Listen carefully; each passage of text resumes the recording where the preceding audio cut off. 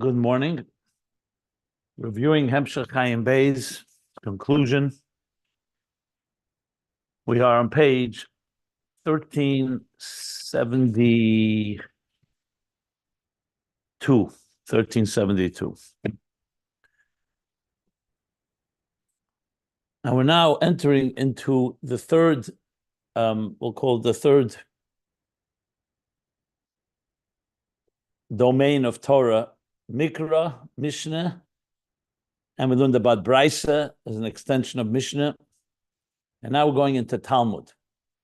Talmud is the bulk of the Gemara, referred to the generation of the Amoraim, who were the students of the Tanoim. So there were several generations of Tanoim who taught and wrote down the Mishnah, and also the Beriya, which is like a level beyond the Mishnah that goes outward, which we'll discuss momentarily. And their students were the Amoraim, and they elaborate in the Gemara, which is the big bulk of what we learn when we open up a Shas, Talmud, called Talmud, where they elaborate and discuss and argue and draw out from the Mishnah even more details and more angles and aspects. But as we'll learn, it's a whole nother dimension. So briefly, before we actually go into the nitty-gritty, just want to lay it out in more practical terms, because this can get very confusing, because on one hand, we'll say that Talmud is rooted in Nehi. On the other hand, it's situated in the world of Beriya. Mikra, the opposite, is rooted in Chabad, but it's situated in the world of Asiya. And we've learned about these so-called paradoxes. So therefore, I think it's good to just step back a moment. Keep in mind that the Torah serves as an interface between Hashem and God and the people and the world. That God created a world, concealed his presence. It's called Tachtonim, lowest of worlds. The divine presence is concealed. Then he sends a neshama into this world in order to reveal and to transform this material existence into a divine home. But he doesn't send the neshama unarmed. He sends it with an arsenal, with a toolbox. Torah, mitzvahs, Torah. Torah is Torah, that when a neshama will learn Torah and understand what God wants of it. So Torah is essentially God's mandate, the blueprint. If you think of it a different way, you can think of it life's operator's manual. So imagine getting a machine, a complex machine, and you have no idea how to use it. So the engineer provides you with an operator's manual. Here's how you use this machine. What you should do, what you shouldn't do, how you take care of it, how you make sure it prolongs its life.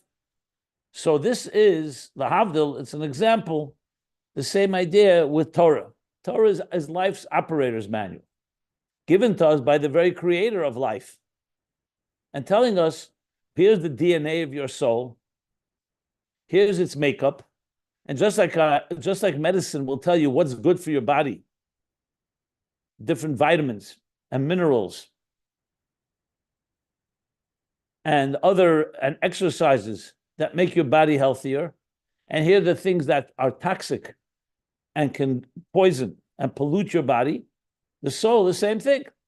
So the Torah gives us a whole breakdown, an outline of here are the spiritual vitamins, minerals, exercises that will make your soul in your body, in this world, function in the healthiest possible way.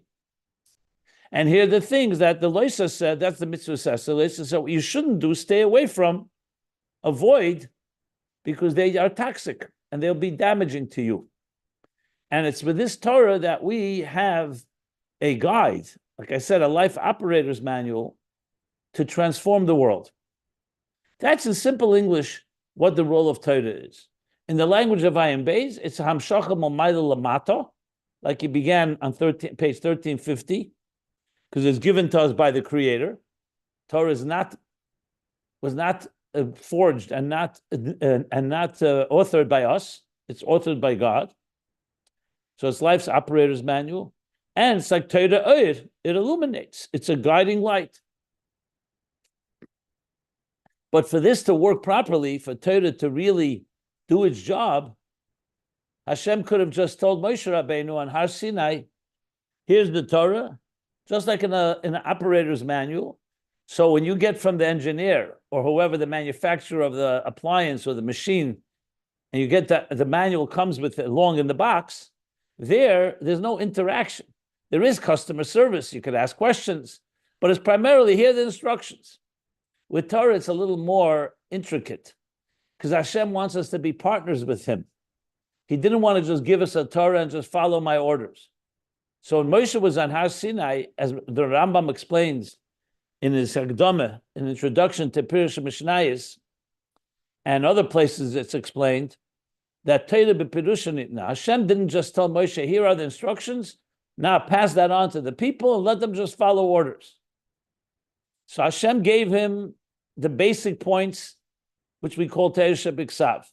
He also explained to him the interpretation Torah b'Pirusha together with Torah Sheba'al Peh. Here's a pasuk, here's how you're supposed to read it. Here are the rules, the Yud Gimel Midah Shatera Nidreshes Behem. 13 methodologies of how we study Torah. Kal v'chemer, Gzeir Shava, Binyan Av. We say it every morning in davening before a Hidu. The Medrash tells us, and Rambam quotes this, that Hashem said, here's a pasuk. Now, there are 49 ways that you can interpret this verse that is tahir. Mem tes pamim tahir.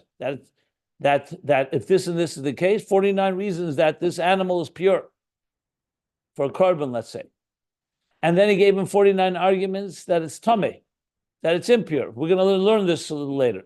I'm just summing up and giving an introduction to the whole Torah structure, especially Talmud.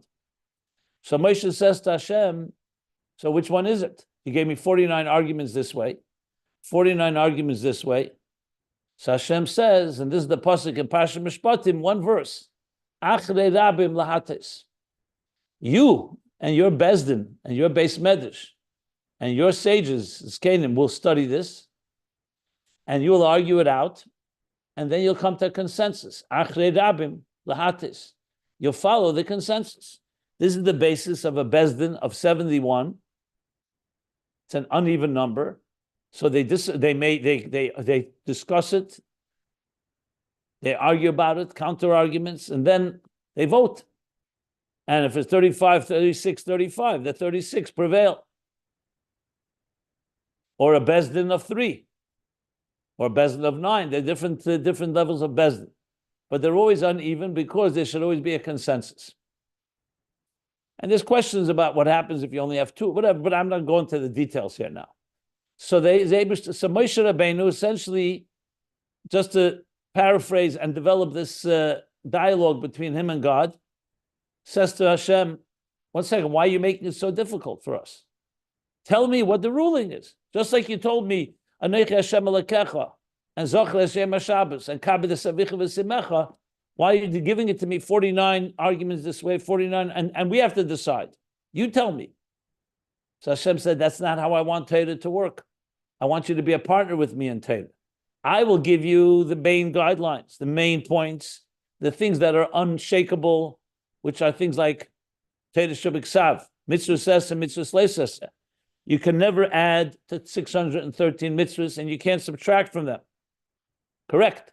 But then when you start getting into the details of what it means and how you apply it, things that's something. Halacha l'Moshe Sinai is also something that you can't argue about. Because halacha l'Moshe Sinai, Moshe received the halacha, for example, bar mitzvah and bas mitzvah at 13 and 12. That's something that's not up for discussion. That's halacha. That's like Torah. That has the same takef, the same authority as a written mitzvah. Halacha l'Moshe Sinai. It is given bal peh because it's not written anywhere, but it has that takef. But then the rest of it is up to in each generation. The Sanhedrin will discuss. That's why you have Beis Shammai and Hillel, and you have Rav and Shmuel, and Rabbi Yehuda and Shmuel, and Rab Meir, and so on and so forth. Continuous discussions and even consistent disagreements that are along similar lines, because it's all part of the process of the Memtes Pamim like this and Memtes Pamim like that. Hashem said, because they're all using the methodology. Hashem said the methodology you cannot waver from. Someone can't wake up one day and say, I have a new interpretation in Torah if it's not based on the methodology. So there's a framework that you have to work with. But within that framework, you could have literally opposite opinions. To the point where the Gemara talks about someone paskin that today was Yom Kippur, someone else paskin that the next day was Yom Kippur. And the consensus was like the first one. So the second one actually had to walk on what he called Yom Kippur. He had to walk b'Nigleh to show that it's not Yom Kippur for him because he's following the ruling. And many, many other such instances. So this comprises essentially, it begins in Mishnah, but in Talmud is where it really comes alive, so to speak, where there's discussions and arguments. In Mishnah, you'll have different opinions, and we're going to learn about the difference. But Mishnah, essentially, and I'll now go back to Mikra, Mishnah, and Talmud in this context. But what do you see from this, before we get to that? What you see from this is that the Torah is true, it's life's operator's manual, but it's much more interactive than a usual operator's manual. It's interactive in the sense that we're part of its development. Not that we originate. It all comes from Har Sinai. And even Kol Masha Talmud Vasik Asel L'Chadash, even what a student is Mechadash in Torah is also Nigleh Moshe Sinai. And that's explained usually in the context, that's the Klolim. We were given the basic principles, but developing those principles. So today when someone comes and says, okay, are you allowed to Shabbos, go on a Shabbos elevator? Are you allowed to make are you allowed to do a heart transplant? Are you allowed to do genetic engineering? There's a lot of questions today that who is the mother, the carrier, or the one that the donor? Today there's new technologies that open up new questions in halacha. Are you allowed to hear Megillah on the radio, for instance? So these are all questions that didn't exist in the time of Moshe Rabbeinu or the time of Shas. So how is it resolved? It's not resolved. Somebody comes up and one morning wakes up. They go and they study this texts and they discuss it exactly like I just said, and arguments and counter arguments. And that's the whole the Shilas and Shuvas throughout the generations is all the process of applying Torah principles to new situations or to situations that were not resolved or were not discussed and so on. So bottom line is that Torah becomes a dynamic Torah, not a static one. It's not just, obviously, you can't add, you can't subtract. This is the base, the foundations. So there you have a much more developed, that's where you have Mikra and Mishnah and Talmud. I could say Mishnah, Beriya, and Talmud. And what is the difference in this context? Mikra is exactly what I just said, the first thing. These are the divine principles. It's as divine as it gets, completely from above. Nobody could add a letter in the Torah, the written Torah, and no one can subtract. You can argue about what it means, interpreting it according to the methodologies that we discussed. But this is Mikra. So it's facts. It's just the principles. These are the rules. It's in story formally said, it's expressed in Asiya, because it comes from such a deep level. What deep level? It's God's blueprint. It's God. Basically, God is giving us his most innermost intentions with what he wants from life and from existence. And more than that, Torah is not just about life and existence, it's about God himself. So that's Mikra. Now, obviously, it manifests in letters and words. We can read it, we can understand it. But you're not going to get all like we learned, the details and explanations. Mishnah is Torah b'pirusha nitna. That's what Hashem taught Moshe to explain the verses. And here it comes down to details. So now it's already getting more into our language, that we could understand it and we can derive a halacha from it. Beriya is bringing it down to people who may not be on the level of Mishnah and need more details, and also diminishing somewhat the intensity of the Ohr as it is in Mishnah. So on one hand, Mishnah is more like Mikra because it's a Gili Ohr. On the other hand, it's not Mikra because it's Gili, and Mikra is not a Gili. Mikra is higher than Gili, like we've learned. But in the world of Gili, Mishnah then leads to Beriya. So Beriya in the world of Gili is less Gili. So in order to become more integrated into our Kalim. So it makes total sense that you have that Beriya is, like we said, Chutz, like we learned yesterday, Bar Chutz, and he brought the different sources, the Pardes, the Me'er, that it all refers to a time of Golus, where you have to bring it down to the chutz, to the outside, because there's more hell in the hester, miuta kelim, and which in contrast to Mikra, of course, is fundamental, because Mikra is not about bringing it down to the time of Golus. Mikra is fundamentally a divine entity, and therefore the only expression of it comes in Tasiyah, because it's such a high level, like he explained. Like he said, that it says, that's why you see a Mikra, you see Bechush. It's a very powerful line that he said. The Ra'im Bechush, he says, so the most divine is felt in Mikra, but it's not in a way that's integrated like we can understand it. It's just like an experience, like standing by Matan Torah and experiencing the divine. That doesn't mean you understand it. It just means that you're experiencing a very pure experience. Mishnah brings it down, Beriya brings it down further. And now we're going to learn Talmud is where the most interactive part comes, because here we're going to learn how to understand when you don't understand. Those that knew Mishnah, so they have Torah Shebiksav and Torah Shebal Peh. But what about the generations after Beriya, which is even a deeper Golus? So now we're going to learn how Torah interacts with the darkest of the dark, of the deepest darkness, and how we learn Torah. Because you could say, you know what, Torah is beautiful in a time of Giluyim, the time of the Beis HaMikdash, the time of Matan Torah. Then we have Torah. Fine, you want us to discuss it. That's why you have Memtes Panim like this, Memtes Panim like this. We'll discuss it. We'll come to consensus. But once you get into the depths of Golus, we're not only don't we know what it says in Torah, it's hard to find the Lakus altogether. It's a challenge. Does the Torah also speak to us then? And that's what Hashem wanted most. He said, I can give you a Torah Mamay Lamata, but it'll all be me. I want you to be able to discover and evaluate and understand and learn Torah even when you are in a state of complete hell and behester. And I'm giving you that power, which is the ultimate. He said, Torah le b'shamayim hi, it's a lot deeper than just it's not in heaven. It means even amidst our mundane activities, including today, with all the hostility and all the darkness and all the confusion in the world, the Torah is there for us. But for this, we already need to understand how Torah interacts with a dark world. So Beriya is the beginning of the process of bringing it down. But Talmud is going to bring it to a completely another place. So on one hand, Talmud is, we're going to soon discover, on the one hand, it's the darkest. Why? Because the Talmud is coming in the darkest time. And that's why it takes a lot of work and effort to figure out what the Torah says. In the Talmud, there's a lot more arguments and discussions. But on the other hand, when you do achieve that, you can achieve an oir that's even higher than Mikra, because it comes from the struggle below. Because this is going to be like the Malmata Lamaila, similar to what we learned earlier about Helam Atzmi, that comes from the distress. In Torah itself, Talmud is obviously, in Torah itself, is going to be the one that comes mostly from the darkness, we come to light. As we're going to learn, B'machshakim Heshivani, Zet Talmud Bavli, etc.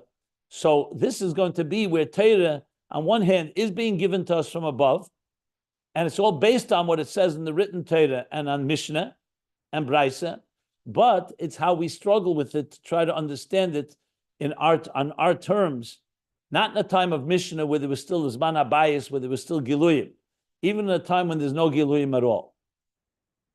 So we're going to learn the same paradox, but in a different way. Before, the paradox was Mikra is rooted higher than Gilui and higher than Sasaga. So the only way it expresses itself is in Asiyah. So it's rooted in Chabad, but it expresses itself in the world of Asiyah. Mishnah is Gilui. So it's rooted in Chagas and expresses itself in a world of Giluyim, Yitzirah. Talmud is rooted in Nehi, in the lowest level. But where is it manifest in Beriya? As we're going to learn, Beriya is a world of Choshech, but we'll also understand what that means by Choshech.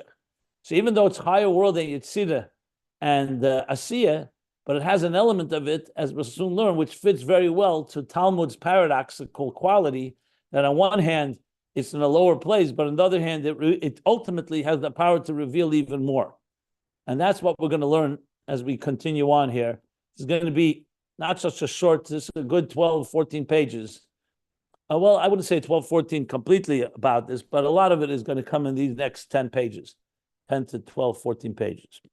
So that's an introduction, just to understand. I wanted to, most importantly, just explain Torah in the context of the operator's manual. That Torah is here to be with us and to guide us in all situations, not just in times of revelation, but also in difficult times. And that's why Mikra, Mishnah, Talmud are so critical, because, and that's what Hashem basically saying to Moshe and to all of us, I'm not just giving you a Torah, I'm giving you a Torah that is dynamic, that you can develop. And I'm giving you the methodologies of how to develop it and be aligned with my thinking, obviously, because the goal here is that it remains Torah Hashem, but it's a Torah that can be worked with, that we can apply to our personal lives. So that was what I wanted to just go over, the general structure, which of course explains the context in Ayin Beis, back to Ner Mitzvah and Torah Er and Ner Hashem Nishmas Adam. That Torah is the way of an interface that fundamentally is Mamayla Lamata, but it has tremendous Mamata Lamayla elements to it, because like we said many times, there's overlap here.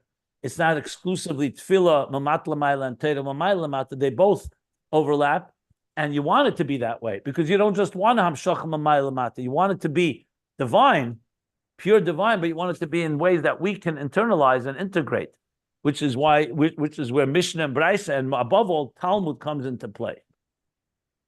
So we're going to learn now. We'll start learning Talmud now. Yeah, go ahead. Why can't you say that Mishnah is also reaching Asiya like Mikro, but in Asiya, Mishnah is like a Mikro. It's only the superficial part, not the internal part. So he already answered that question a few times. If you go to the end of the paragraph on page 1368, he asked that explicitly, and he answered. That Mishnah does come down in Asiya, but its real power of Gilui is in Yetzirah, because it's a real Gilui. It's a Gilui of Chagas. It's the Midas of Hashem. Mishnah reveals God's attributes, his divine attributes of Midas. So those divine attributes are in full glory in Yetzirah. In Asiya, it does come down to some extent. He explains it there. He also referred to it here on page 1372. But if you go to 1368, the end of the top paragraph, he says it explicitly. He even said the difference between learning Mishnah in Gan Eden and the way we learn Mishnah here in Asiya. So it does come in Asiya, and actually the actualization of Mishnah is in Asiya. But the Gilui of Mishnah, the real appreciation of Mishnah, is Giluyim. Mishnah is coming to draw from the Etzem of Mikra into a Gilui that we can relate to. That's why we're the Etzem of Chagas. It's not the Nehi of Chagas. It's Chagas of Chagas. Whereas in Mikra, you only get the Nehi of Chabad. Brisa is the Nehi of the Chagas of Zah, like we discussed. Bottom line is we need to cover all the bases here. We need to have the purest levels of divine, that's Mikra.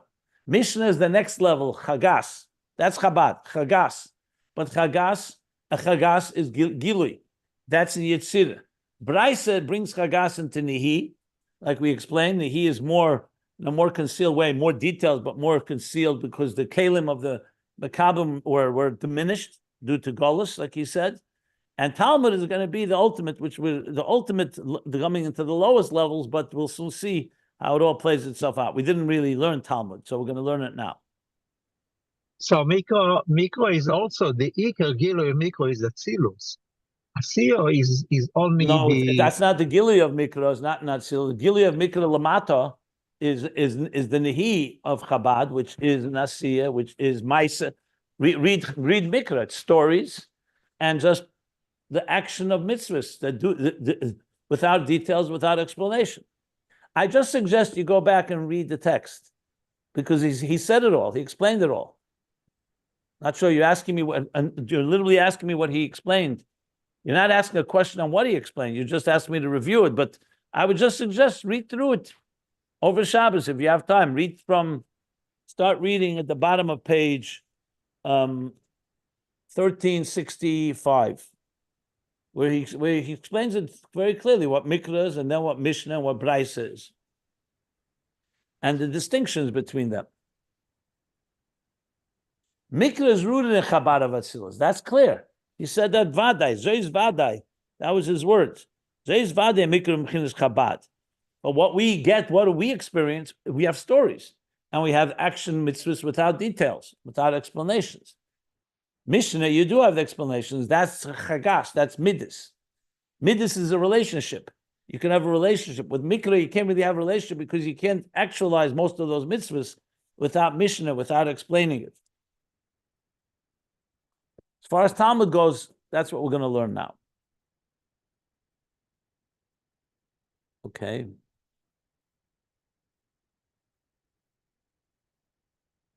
In other terms, you can say it's a form of ultimately Etzem and Giluyim coming together. Etzem is something that's higher than comprehension, higher than being able to internalize. But it's an Etzem. It's the Etzem of Elikus. But then we want that Etzem to come be Gilui. So when you say, for example, a person has Etzem on a Neshama, that's a given. Everyone has the core of their soul. The question is, how aware are you of it? How conscious are you of it? That's Gilui. So the Neshama has to come out the Gilui. Same thing with Torah. The Etzem of Torah is more or less Mikra, or the root of Mikra, the highest levels. Then it starts coming out into Giluyim. Mishnah is Gili, but then the Gili has to come also commensurate to the recipient. If the recipient's a lower level, the Gili has to come down lower. And that's essentially the process of Mishnah and Beraisa, but really, it really comes and expands in a whole different level into Talmud, which we're going to learn now. Okay, ready to go? So in the middle of page 1372, the line that begins, Baba Asiya, I suggested this should be a new paragraph. The Hine, the pages can be found at ayinbeis.com if you want to follow the text.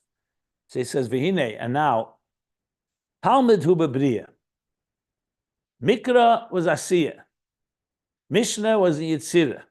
Talmud is in Beriya. That's what it says in Pri Etz Chaim that he began explaining the bottom of page 1364.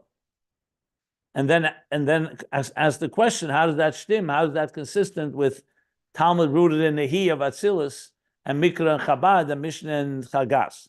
So Mikra and Mishnah, he explained. So now Talmud is Beriya. What does this mean? B'hainu, she's galus ha'er the Talmud u'be'elam ha'Beriya. This galus of Eir of Mishnah is in Yitzirah. This galus of Eir of Mikra is in Asiyah. And that's why you see the distinction of how they're structured, what they talk about. This galus of Eir of Talmud is in Elam ha'Beriya. Now let's learn what that means. Ach mashem is gala. However, that which gets revealed, sham, is be'er ha'chachma d'teira. Mashem is gala sham be'er ha'chachma d'teira. I didn't read it right. What's revealed there from the light of chachma of teira, because it's all chachma of teira, all of them. Mikra Mishnah is from chachma of teira. Chabad, that he said clearly. Now we're talking, it's only a reflection. So it manifests in the higher world. But what you get in that higher world is only a reflection, not the Etzem HaOhr. So Etzem HaOhr means when you get light directly, you get the actual light. A reflection of light is like a mirror image. It's only a reflection of the Etzem HaOhr. We'll soon understand what that means. So here again, a paradox. On one hand, it manifests in the higher world, but what manifests is a much lower level of Ohr. So in other words, even though Beriya is higher than Yitzirah, when you talk about Gilui, Yitzirah has more Gilui than Beriya, as we're going to discuss now. I will soon understand. So you have to be patient a little because it does sound counterintuitive, because you think Atzilus is the biggest Gilui, Beriya next, Yitzirah next, and then Asiyah. Asiyah is lower than Yitzirah. But Beriya, so he says, but he calls it Lo Etzem HaOhr. And that's why Beriya is identified with the word cheshach, darkness. So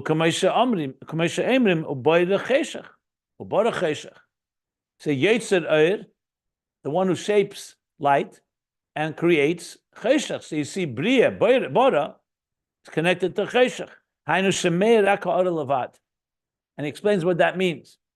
We're not talking now creating the darkness Like when you say, the darkness in the beginning of before God said, Yehi Ohr, which we'll discuss as well. He's saying here he means Cheshach, he means only Ha'or, not Etzem HaOhr. So compared to Etzem HaOhr, the Ha'or is like a darker state. But again, I would not process anything right now, because if you start processing, you're going to get very confused, because this doesn't sound intuitive. It sounds like, what's going on here? What does this mean even? So I would just ask you to hold back processing, just listen, let's see what he says, and then we'll, if we need, we'll elaborate and explain. So he says now in a parenthesis, V'yesh leimer, Ta'or zu, hi l'mayla mebchinas etzem ha'er shebiyitzira. We can say that this reflection in Beriya of Talmud is higher than the Etzem HaOhr of Yetzirah. So Yetzirah is definitely associating with the Etzem HaOhr of Mishnah. That is but being that we're only getting a reflection, that's why we call it cheshach. So in other words, you're getting a reflection of a higher Ohr, whereas in Yetzirah you get a more of a gilui of a lower Ohr. Is essentially what he's saying. In other words, you have Etzem HaOhr of Yetzirah. There we get the Etzem itself. That Ohr we get. In Talmud, it originates from a higher place, but what we're receiving is only a reflection of it. That's what he's saying here. And as I said, this will be understood as we go on. That's why it's called Cheshach. Val derech is le'il. Similar to what we explained earlier, Be'inyan shabina nikra koi v'zon zeh nikra zeh. So earlier we learned, this is a while back, quite a while, that there's the two expressions in Hebrew, koi and zeh. When you say zeh, you say marabetz boy v'emer zeh. Zeh means noichach, this. I'm pointing to something. Koi means koi, like. It refers to something you're not seeing directly, you're talking about it as you heard about it. So koi is always considered a lower level than zeh. And yet, we find that bina is the level of koi and zah is the level of zeh. How could that be? Bina is a higher level than zah, because bina is a higher level, but what we get from it is only a reflection. Zah is a lower level, but what we get is the very thing itself. So if you think about it, that makes a lot of sense. The fact that you're getting something from your teacher, let's say, and he's sharing with you an idea that you understand, right? So you'll say, what about the ideas you don't understand? Which one is higher? Obviously, the profound ideas that the teacher has within him, he's not sharing, or he's sharing only in a perfunctory way, in a very superficial way. So you get, it's a higher level, but you're getting only a very external expression of it. Whereas that which you're getting, which you do understand and relate to, you're getting the very thing itself. Now, obviously, we want to have the best of both. But we're talking initially, when you teach, that's how you teach. So you can teach a child Aleph Beis. In that Aleph Beis can be unbelievable, profound things, but what he's getting is only an Aleph. When he starts learning Mishnah, the Mishnah, he may be getting much more understanding of it, but he may not be getting the Etzem of the Aleph. So in other words, Etzem and Gilui sometimes work the opposite way than we imagine. An Etzem can be something that remains, that you're getting, in this case, he's saying the Etzem HaOhr of Yetzirah, we're getting the very Ohr itself. And the higher level of Ohr that was in Beriya, we're only getting a reflection of. So I want to be careful not to confuse the words Etzem and Gili here to understand what's what here. Because in a way you could say the Etzem HaOhr of Talmud is even deeper than the Etzem HaOhr of Yetzirah, but he doesn't say that yet. Right now he's just calling, it says Etzem HaOhr of Yetzirah is we getting the very light itself. And in Beriya, it's only Ha'ara. That's why it's called Cheshach. And he compared that to Koi and Zeh, that even though Bina is higher than Zah, nevertheless, Bina, we get only the Koi of it, and the external of it is similar to what he said earlier, not to confuse matters, that Mikra, you get the Chitzenius of the Elyon is deeper than the pnimius of the tach, but the pnimius of the tachton is still a pnimi. It's zeh, because it's pnimi. Makifim migulim are higher than yosher, than the pnimi, but you're only getting the koi, you're only getting the outer dimension. He doesn't bring that here because it just confused matters, because there's talking about Mikra and Mishnah. Here he's talking about Talmud and Mishnah. So, Gam Nikra Cheshach, one more thing he says in the parentheses, and it's also called Cheshach, She'etzem hu b'bchinas helem she'enim is galasham. That the Etzem is not revealed there. It's in a state of concealment. Now, what he means by Etzem here, most likely means Etzem HaTeirah, the Etzem HaOhr of Teirah, including, I would think, Mikra and Mishnah. I'm not sure. He doesn't say. He just says She'etzem hu b'chinas helem. So the first reason it's called Cheshach, he said, is because you're only getting a reflection, not the Etzem HaOhr like you get in Yitzhira, you get the direct core energy. And here he's saying because the Etzem is Behelim. It's an additional point. And it's not Mizgalasham. That doesn't mean it's not there, it just means not revealed there. Now, I think this parenthesis will be understood a lot better when we continue learning and he develops this. I think the parentheses was more the Rebbe Rashab, just as he starts out talking about Talmud, wanted to just qualify a few things. So again, if it's not fully understood, just be patient, it will become clear. And I don't want to jump, I want to learn it inside together with you so we can understand how the Rebbe Rashab develops it all. So again, I would stay away from processing now. I'm sure you have questions. I also have questions. I would just see how he's going to explain it all.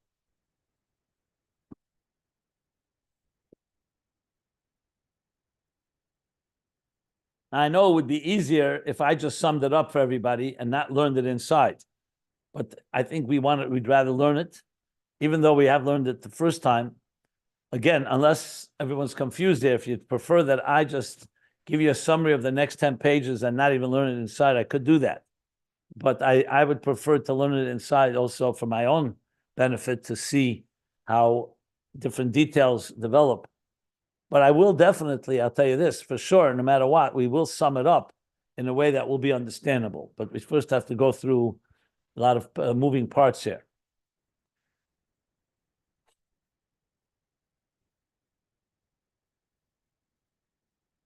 Because so far, we've only talked about, this has so far been very mechanical. You know, that the Talmud is in Beriya, it's Cheshach, it's not Gili, it's only Ha'ara, it's not Gili Etzem, etc. But what does that mean? How does that play itself out in Talmud? That we'll soon learn. But he's going to talk a little more about the technical level, because remember, Talmud on the Hine Talmud, who gam came bechinis Nehi. Talmud is also the level of Nehi. Remember, Talmud is the original Nehi, because we said Mikra came from Chabad, Mishnah came from Chagas, and Talmud came from Nehi. That's what we learned initially. Later we learned that Mikra is the Nehi of Chabad as it's revealed, and Bryce is the Nehi of Zah. But really Nehi, in its full definition of Nehi, that's Talmud. As we learned earlier, Talmud is in Beriya, but it originates in Nehi. So now he's going to explain. Talmud is Gam Kim B'chinis Nehi, actually B'chinis Chabad Shebenehi. So here's the other way around. Mikra is the Nehi of Chabad. You're only getting the outer story, the story form, the mitzvah, without details. Braisa is Nehi of Zah. So you are getting an explanation like Mishnah, but it's coming down to a lower level. Here, the other way around. It's Chabad of Nehi, because Talmud is Chabad, you're learning it. Talmud is not like Mikra. It's not just lines. It's not just text and letters. It's a whole explanation. But it's an explanation of Chabad Shebenehi, literally what he just said. You're getting only a reflection, but you're getting it in a Chabad form. Chabad Shebenehi, Shahari Kol Inyan HaTalmud Utaimi Mishnah. The whole Inyan of the Talmud is the reasons behind the Mishnah. After we learn the Mishnah, then the Gemara starts explaining what does the Mishnah mean. Every Gemara is exactly that. It quotes, cites a text, a line from the Mishnah, and starts explaining what does he mean by that. What are the reasons behind it? So the Taimei Mishnah, that's Chabad. But on the other hand, it's Chabad of Nehi. Not Chabad. Yeah, it's Chabad of Nehi. But how does it b'chinas Chabad? Rakshazeh b'chinas Chabad shebenehi d'Atzilus. But it's the Chabad of Nehi and Atzilus, because it's not the level of Mikra, it's not the level of Mishnah, it's the level of Talmud. It is coming down in a lower level. However, it's coming down in a Chabad form. So he's calling that Chabad of Nehi, which will manifest in Beriya, which we'll soon get to as well. The Yesh Leimer, another Yesh Leimer, the Sharshe Mebchinas Chabad Atzilus. It's rooted in a Chabad of Atzilus. You may recall at the bottom of 1365, he said all of Torah comes from Chochmah, from Chabad.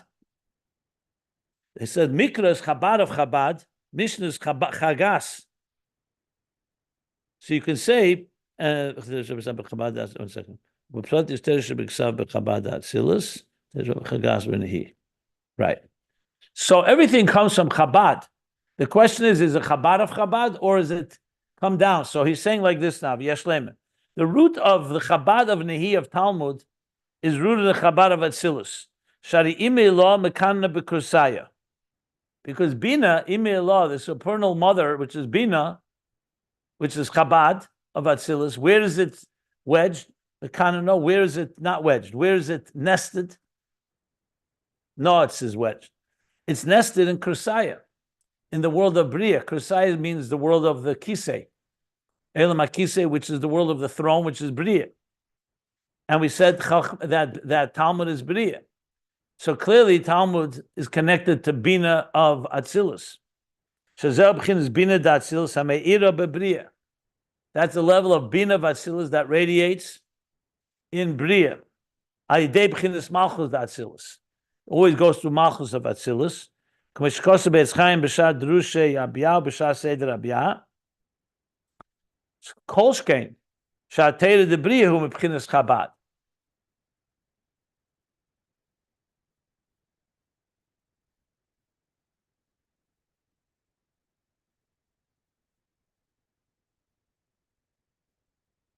So the Torah of Beriya, therefore, is certainly coming from the level of Chabad because Bina is illuminates. What the Kolshkein is, I'm not sure. Why is it a Kolshkein? I guess, I know what he means. If Beriya comes from Bina without Torah, then the Torah of Beriya is for sure from Chabad. That's what he means. Beriya itself comes from Bina. So for sure the Torah of Beriya comes from Chabad. V'zeu rak shorsha. But nevertheless, that's just its root. That's where it's rooted. Avol be'etzem hi b'chinas Chabad Nehi. But fundamentally, at the core, at the be'etzem, meaning its essential level, not its root, where it manifests, is Chabad of Nehi, Talmud we're talking about. L'chein bo b'izgalus be'elam ha'Beriya.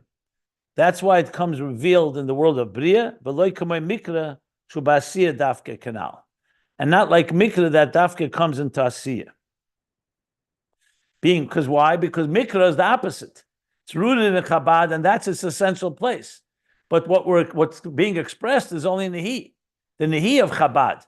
That's why it's expressed in Asiyah. With Talmud, you have the exact opposite. It's rooted in a lower level. Well, I say rooted in Chabad, but its essential place is Nehi of Atzilus. But it's the Chabad within Nehi. So you have more Chabad, more Seichel discussion in Talmud than in Mikra, but you don't have the level of the intensity of the Elokus like you do have in Mikra. So Mikra is more Elokus, less Gilui, less Chabad. So it's rooted in a very high level, but expresses itself in Nehi. In Talmud's exact opposite. It comes from Nehi, but it's expressed in a form of Seichel, of Chabad. And so it comes down into the Elam HaBeriya, which is not like Mikra and Asiyah. The Elam HaBeriya is with explanation. Okay, good. Omnom, however, going back to the initial point, Mashameir mizeh hu rak ha'or levad lo Etzem HaOhr.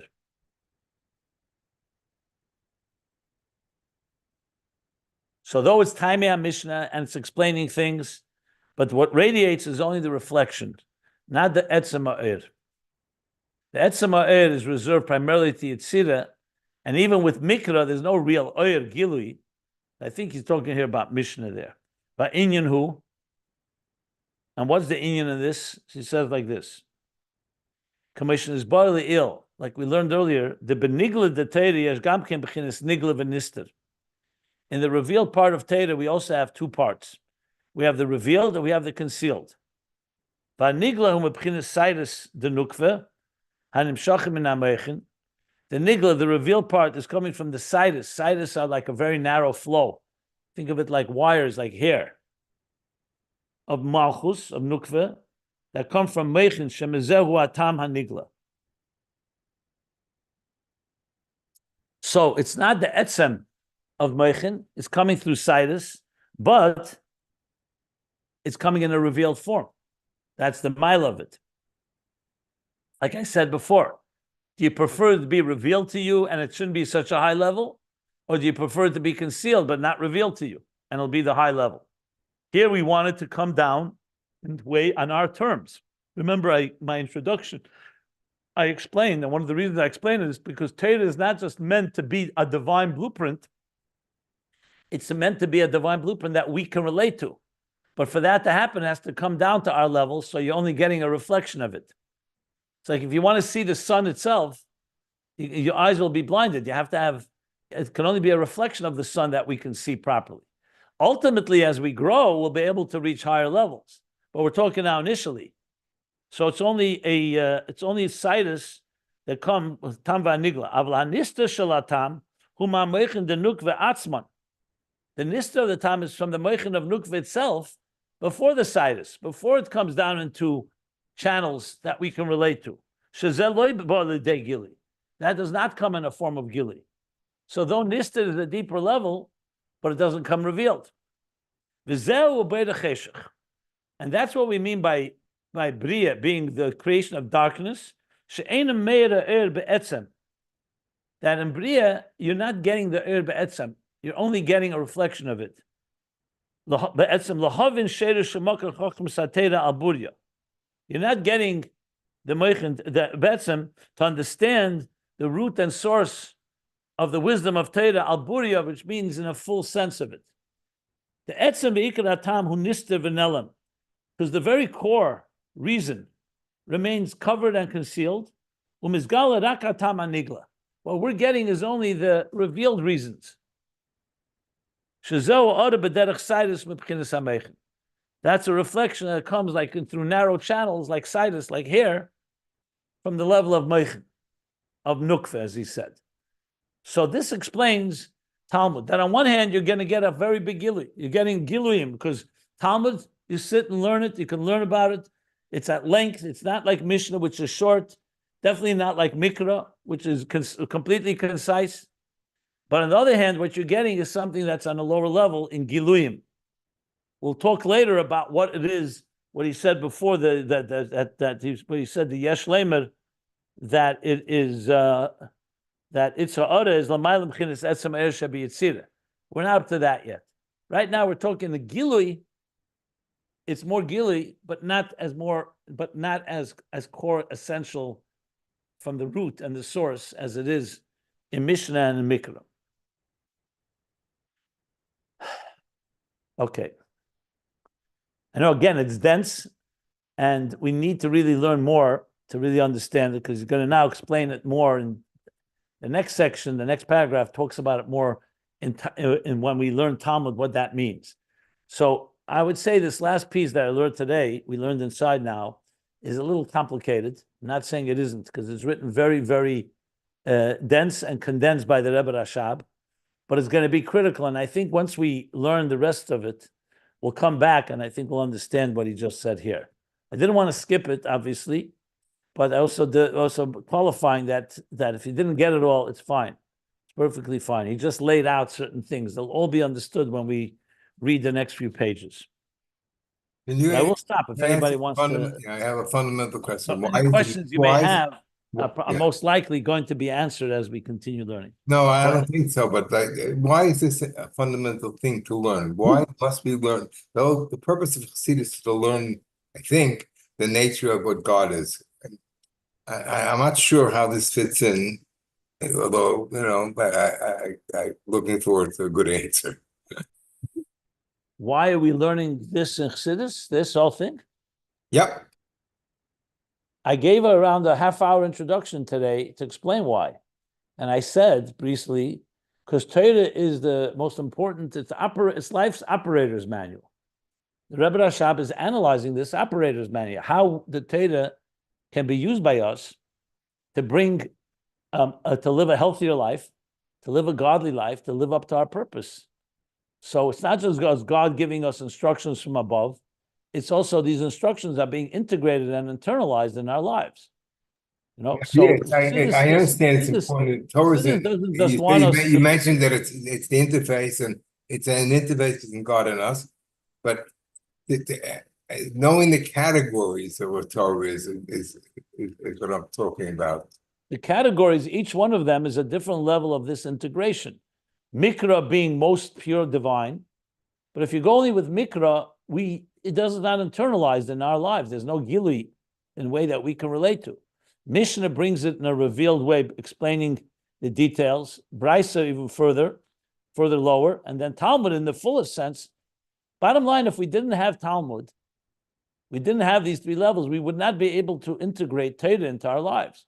You know, I know many people maybe are mechanical Jews, and they just do mitzvahs by rote, like robots. But that's not what Torah wants of us.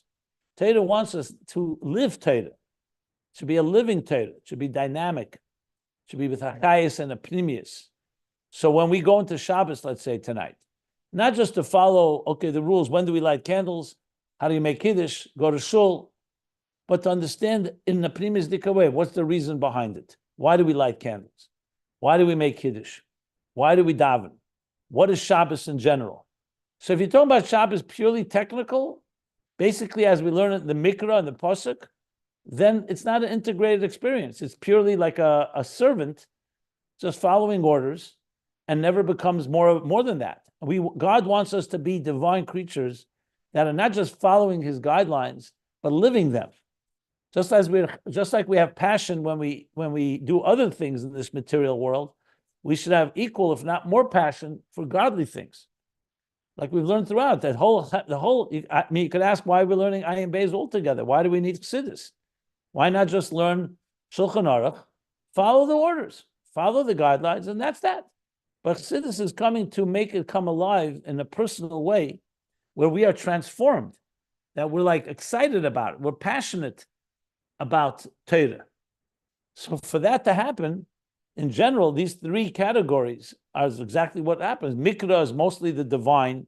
You know, you feel elikus in it, but it's not very integrated. Mishnah starts integrating and Brisa, and Talmud is going to bring it into the dark, and even into the levels where we don't understand anything, and we struggle with it till we come to understand what the Mishnah is saying and what the Mikra is saying in the full sense of the word. So basically, we are learning about the process of taking the divine blueprint, which is the key to the interface between God and existence, and internalizing it in our lives. That's the three levels. And that's what I explained earlier. Yeah, thank you. I think I'm getting it a little bit.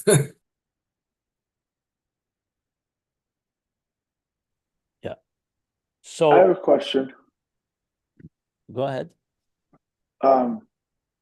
So we discussed how a Brisa, and I understand we're in Talmud now, but just the prelude, how Brisa is an expansion on Mishnah because of the mute of Kalim. There needs to be more detail. So presumably, if someone had great Ruach HaKodesh and there was no mute of Kalim, I'm saying Lahabdil, it would seem theoretically there wouldn't be a need for Talmud, for Gemara, to interpret the Mishnayos and the Baraisas. So it seems as though if there wasn't, devolution, if you will, of the level of Elikus, by which Yidden are holding, rather than a distancing from Elikus, which happens in a dark world when we're, all the things that happen to the Jewish people and all the mistakes we've made, as a people.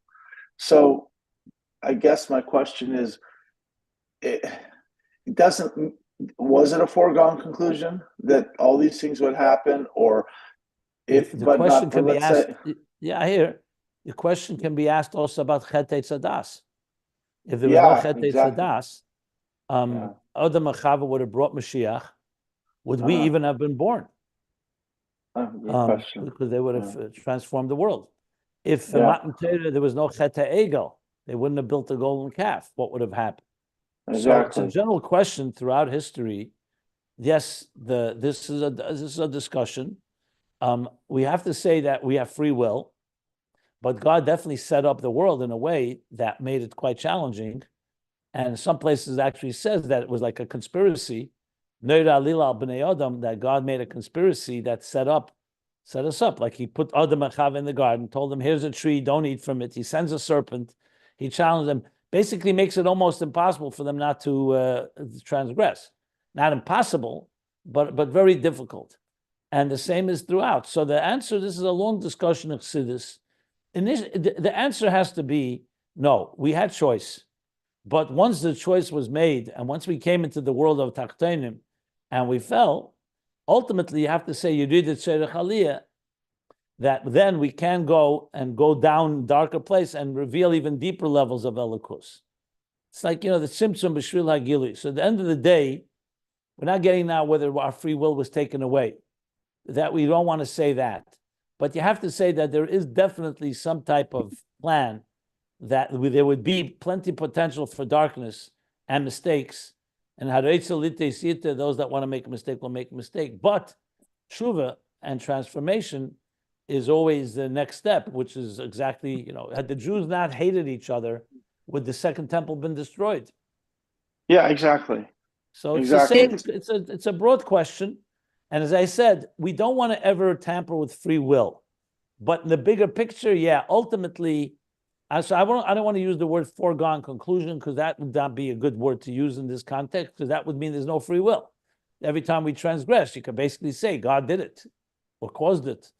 So we always have free will. But at the same time, we also have free will that if we do make a mistake and transgress, we can reach even higher levels, Mochin Shabbalet Shuva Oimdim, even higher than Tzaddikim. Gemurim. Yes. A little bit of a paradox, isn't it? That's the essential point. This is discussed in Vayitn Lecha and Samach Vav, the whole Maimer on this, where he talks about, it says in the Gemara that had they not did the golden calf, they would have only had the first tablets. But if they only had the first tablets, they wouldn't have Torah Medrash and Agodas. Most of Torah Shabbat Peh would not have been revealed had we not eaten from the tree. I'm sorry, they built the golden calf. And he asked the question, doesn't that mean that the sinner is being rewarded? Because we sinned, we got more Torah. So he discusses that there at length, the meaning behind it. But also, didn't Adam say to God, you planned this whole thing after they ate? I mean, didn't he say that? I don't know. Where do you see that he said that? It says in the Medrash, it says, Neir Alil al Bnei Adam, that God made a conspiracy. But I don't, Adam said it? Where do you find that? Well, I know I read it. I don't know if it's explicitly said in well, as I said, it says there's entire discussions around this. Mm-hmm. Yeah. Whether he said it or not is so. Either way.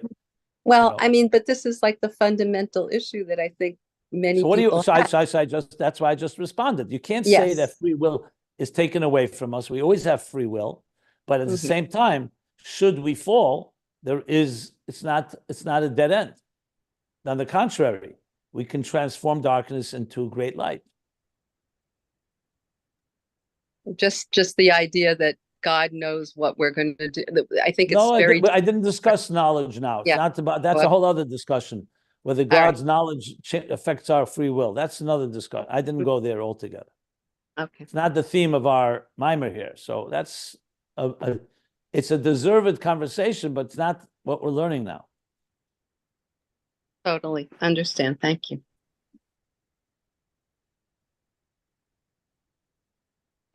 Okay.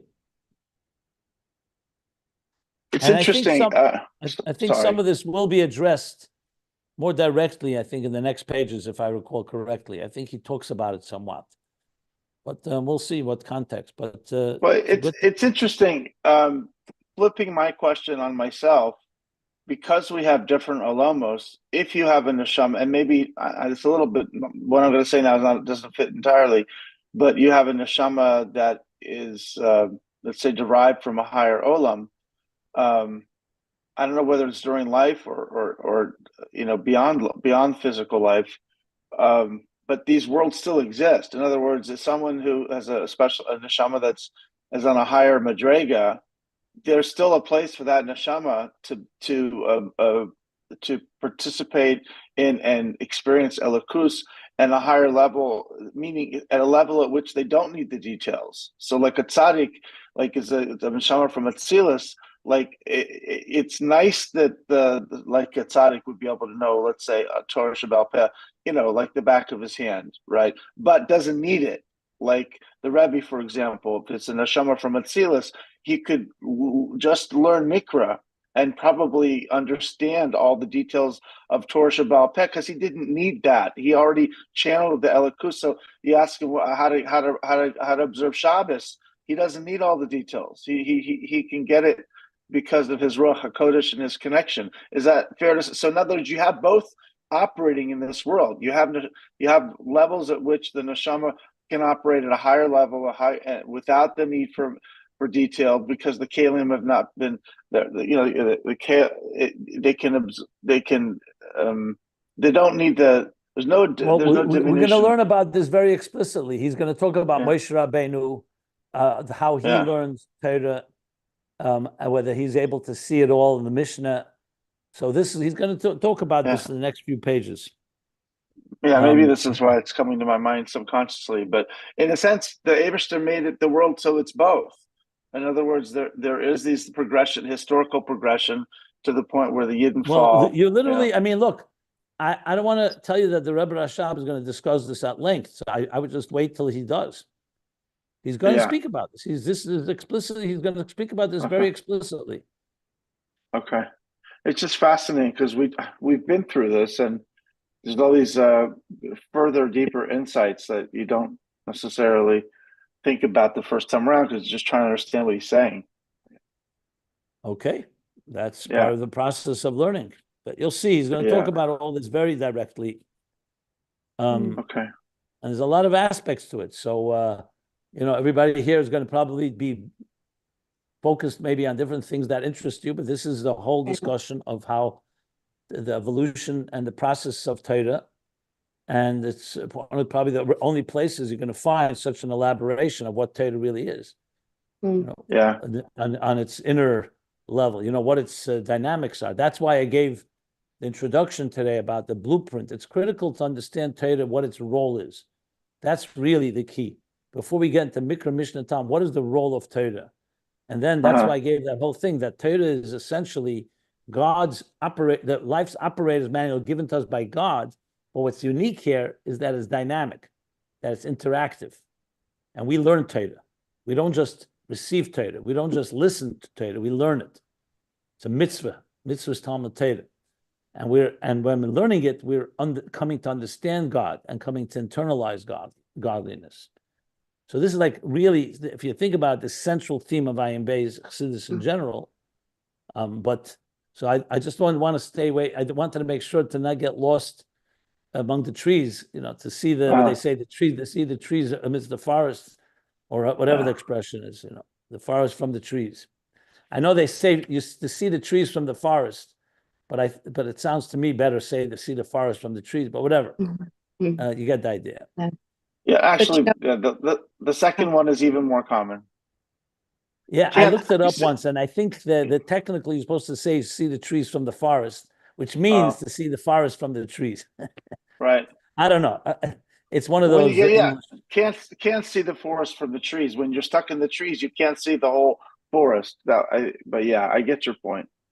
And it's not whatever, but we get the idea. It's essentially so I think it's vital to do that. That's a big part of what we're doing in this review, as opposed to just learning, line by line and page by page, but understanding it in that context. And that's how I'm seeing it very much. The Torah, what we began on top of 1350. I keep going back to that line.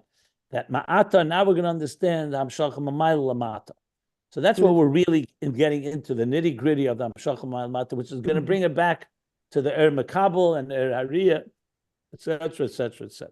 And Torah and Torah. Look, if you want to put it in the language of vision, think of it this way: Mikra, you only feel godliness, but you don't really understand it.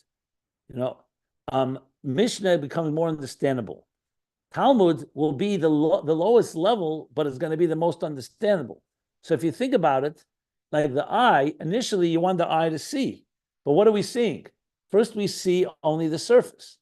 Then we learn to see what's beneath. And what's first we learn the Nigleh. First we see the Nigleh. Then we see the Nister. So think of it that way. You see this whole thing will become a whole nother dimension. That ultimately we are going mamata lamayla with Talmud. You start learning it on our level, and then you come to obviously we also read Mikra and we learn Mishnah, but from the point of view of really appreciating it, we go mamata lamayla till your eyes can see the lakus even in Mikra, as we shall discuss. Yeah, beautiful. Well said. Nicely structured. We're seeing the binyan of this distinction of Torah Milamayla Lamata in great detail, but you're still saying it in the bigger context. Yeah. That's what's going on. Yeah. Like I think going around the second time, at least for me, when you do your reviews, it's like in a sense zooming out. So, and then we can go back into the line by line. But also, I don't remember learning this the first time, which is weird because it's not weird. Look, this is a book of we're talking about over 1,400. There's 1,477 pages. We've been learning it now for over 12 years. I can tell you, and I obviously was by all the classes. That makes sense, right? And I can tell you, even though I've learned it many, many times, sometimes I go back and I see pieces that, not that I forgot them, there's so much, very hard to keep your head wrapped around 1,477 pages without redundancies. There's no real redundancies in that. I mean, there's repeated themes and ideas, but it's not really, like he doesn't go back and start going over the whole thing again.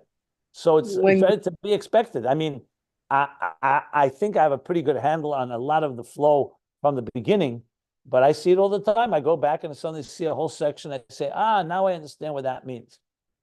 It's not uncommon. Don't be what's the word for it? Don't be discouraged by that. Yeah.